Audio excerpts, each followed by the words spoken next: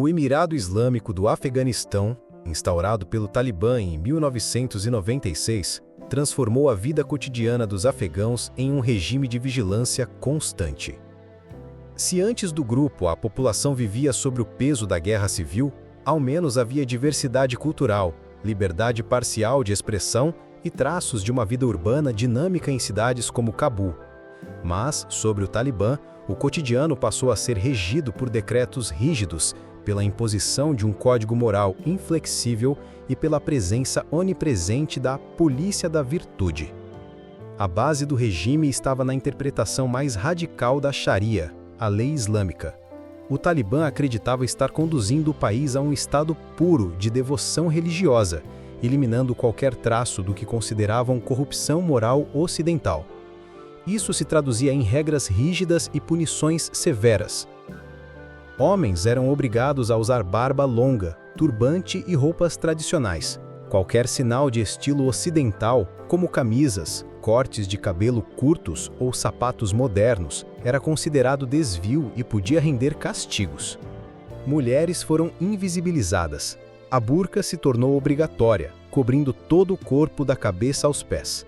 Elas não podiam estudar, trabalhar, aparecer em público sem a companhia de um parente do sexo masculino, o mahram, nem receber atendimento médico de profissionais homens, o que dificultava até mesmo cuidados básicos de saúde. Entretenimento foi banido. Música, televisão, cinema e até mesmo a prática de soltar pipas, muito popular no país, foram proibidos. Livros e fotografias considerados não islâmicos eram queimados. Essas medidas não só restringiam direitos, mas também apagavam gradualmente o tecido cultural afegão, sufocando tradições seculares que conviviam ao lado da religião. O órgão oficial responsável por garantir que as regras fossem seguidas era o temido Ministério para a Propagação da Virtude e Prevenção do Vício. Seus agentes patrulhavam ruas, bazares e escolas armados de chicotes, bastões e rifles. Pequenas infrações eram punidas em público, muitas vezes com espancamentos sumários. Casos mais graves, como o adultério, resultavam em lapidação. Furtos podiam ser punidos com amputações.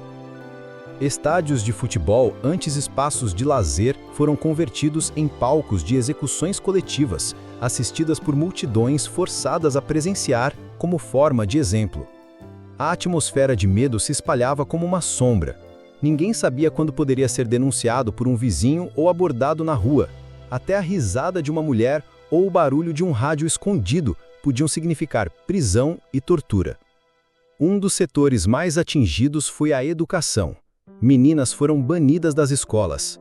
Milhares de adolescentes viram sua infância ser substituída por casamentos forçados e o silêncio do confinamento doméstico. Para os meninos, as aulas eram limitadas quase exclusivamente ao estudo do Corão, sem ciências, artes ou línguas estrangeiras. O resultado foi uma geração inteira privada de conhecimento, condenada a uma vida de limitações intelectuais e profissionais. O apagão educacional imposto pelo Talibã deixou marcas que perduram até hoje.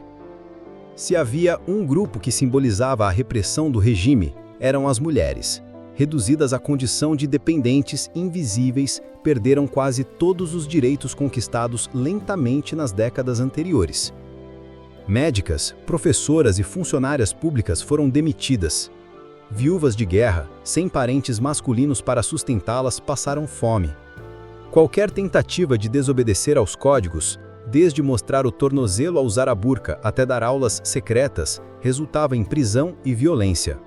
Apesar disso, muitas mulheres resistiram na clandestinidade, organizando escolas secretas em casas privadas e redes de solidariedade para manter viva a chama do aprendizado. Essas pequenas formas de rebeldia silenciosa foram atos de coragem em meio ao medo. O Afeganistão sob o Talibã também mergulhou no isolamento internacional. Poucos países reconheceram oficialmente o regime. A ajuda humanitária rareava, a economia desmoronava, e milhões de pessoas dependiam de contrabando e do cultivo do ópio para sobreviver. Enquanto o governo prometia pureza religiosa, a realidade era fome, desemprego e um cotidiano sufocante.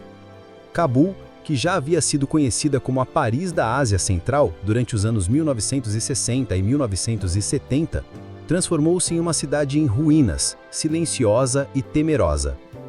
Mais do que as regras, foi o clima de medo que moldou a vida sobre o Talibã. O medo de rir alto, de vestir-se errado, de sair de casa no horário errado, de falar com a pessoa errada. O medo de ser punido sem explicação.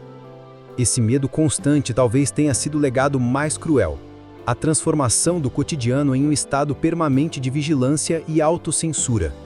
A vida sobre o Talibã entre 1996 e 2001 não foi apenas a imposição de leis religiosas, mas a tentativa de moldar toda uma sociedade pela repressão. O resultado foi um país paralisado, mergulhado na ignorância e no silêncio, onde a cultura, a ciência e a liberdade humana foram sacrificadas em nome de uma visão radical de pureza. O que sobreviveu nesse período não foi a esperança oficial ao regime, mas a resistência invisível de homens e mulheres comuns que, mesmo diante do chicote e do fuzil, mantiveram acesa a chama de uma vida possível além da tirania.